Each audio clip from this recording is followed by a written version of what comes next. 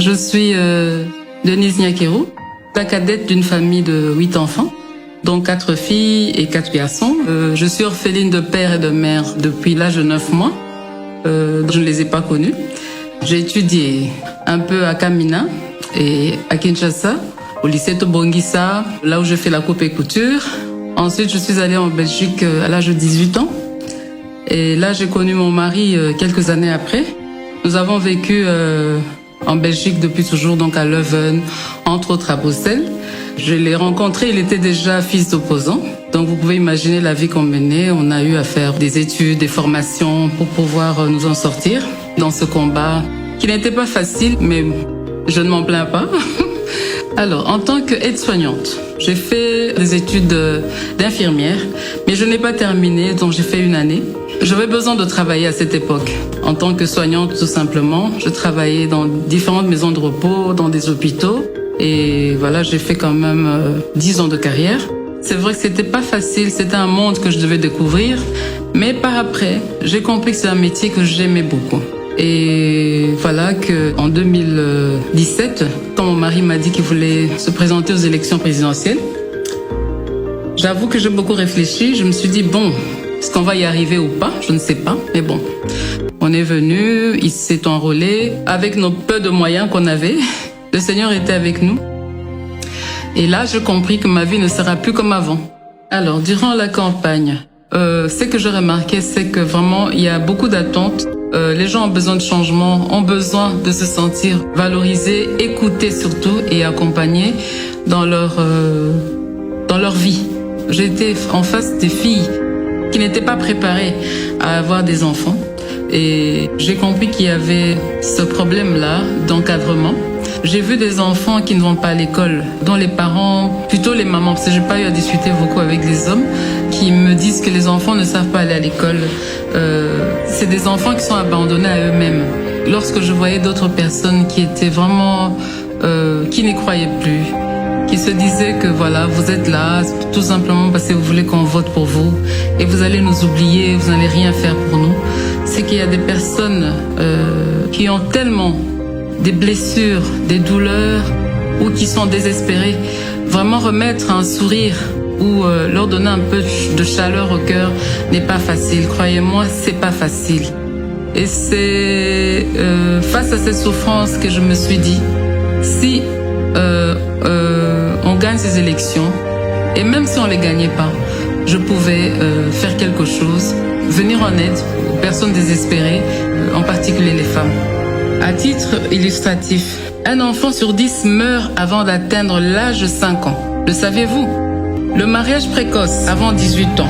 43% des femmes âgées de 25 et 49 ans ont déclaré en être victimes. Le saviez-vous? Seulement 3 femmes sur 10 ont accès au marché du travail et majoritairement dans l'informel. Le saviez-vous? 4 filles sur 10 vont à l'école et que seulement 50% d'entre elles ont la chance de terminer le cycle primaire. Le savez-vous? Cette fatalité doit s'arrêter. Je n'ai guère la prétention de tout faire, de tout changer dans ce pays. D'ailleurs, soyez sûrs, je ne saurais y arriver. À chacun son rôle, mais en revanche, j'ai la prétention de m'exprimer, de m'élever en porte-voix et faire savoir à qui veut entendre les situations réelles de mon peuple, de mon pays. Non, je ne resterai pas inerte, ni silencieuse. Je fais le choix, pas simplement de m'exprimer, mais aussi et surtout d'agir. C'est pourquoi je lance aujourd'hui le mouvement Plus Forte. Plus Forte se veut avant tout d'éveiller les consciences des filles et femmes congolaises, de les accompagner dans l'amélioration de leurs conditions de vie ainsi que leur situation actuelle. Ce mouvement repose sur 4 piliers. L'éducation. La génération 2030 est celle d'adolescence d'aujourd'hui. Pour ce faire, je crois qu'il nous faut plus d'investissement dans leur éducation, en vue de prévenir le mariage et les grossesses précoces. Nous aurons les femmes plus fortes en 2030 si nous investissons aujourd'hui dans l'éducation de nos filles. La santé. En tant que prestataire de santé et mère, je n'aimerais pas voir une femme mourir en donnant la vie pour des causes qui sont évitables. Je rêve d'une génération de femmes plus fortes, capables de planifier les naissances et de contribuer efficacement au développement de ce beau pays. Je voudrais contribuer à soulager les souffrances des drépanocytaires à travers une bonne prise en charge. Les violences basées sur le genre. Nous avons l'obligation de restaurer la dignité des femmes congolaises en vue de leur pleine participation à la consolidation de la paix et la reconstruction de la nation. Un système de protection sociale devrait permettre d'assurer la prévention et une prise en charge des victimes. Le développement des centres d'accompagnement des femmes et des filles victimes devait être une de nos priorités. L'autonomisation. Quand une femme est autonome, c'est toute la société qui en bénéficie. Encourager les initiatives des femmes entrepreneurs et accompagner les activités génératrices des revenus des femmes et jeunes filles vulnérables contribueront à les rendre plus fortes dans le développement harmonieux du pays. Mes chères dames, en tant que première dame, mère de 4 filles, je m'engage à ce que vos problèmes ne soient plus inconnus. Je m'engage à être la porte-parole de vos différentes causes.